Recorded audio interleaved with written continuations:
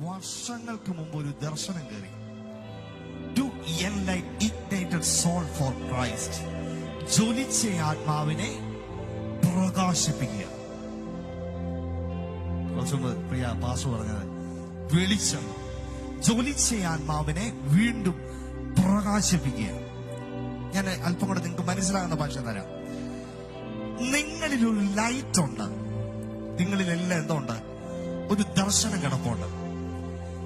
ഈ ദർശനത്തെ ഒന്ന് പമ്പ് ചെയ്യാൻ ഈ കാലഘട്ടത്തിൽ ആരും നിങ്ങളുടെ കൂടെ നിന്നില്ലെന്ന് വന്നേക്കാം.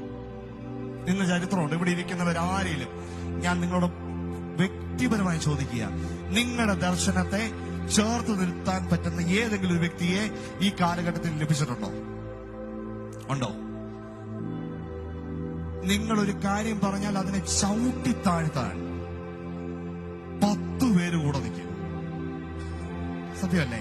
ഓ സൈലസേ, എന്താ ചെലവുള്ള പരിപാടിയാണെന്ന് അറിയാവോ? ഇതൊക്കെ നടത്തണോ? ഇതൊക്കെ ചെയ്യണോ? ഇത് പറയാൻ 10 പേര് കാണും. ആണോ സൈലസേ?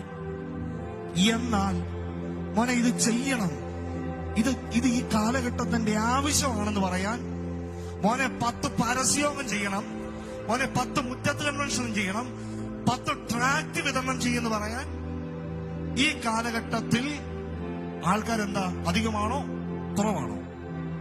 പറയുന്നേ കുറവാ.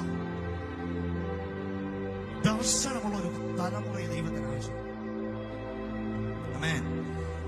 എപ്പോഴും ലാഭന്റെ ആഗ്രഹം എന്താണെന്നറിയാമോ? യാക്കോബ് എന്തായിരിക്കണം?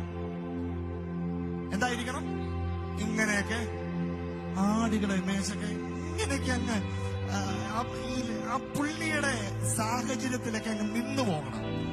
ഇതിനു വേണ്ടി പുള്ളി സകലമായ നുഖങ്ങളും ചെയ്യും. പക്ഷെ ദൈവത്തിന്റെ ആഗ്രഹം എന്താണെന്നറിയാമോ?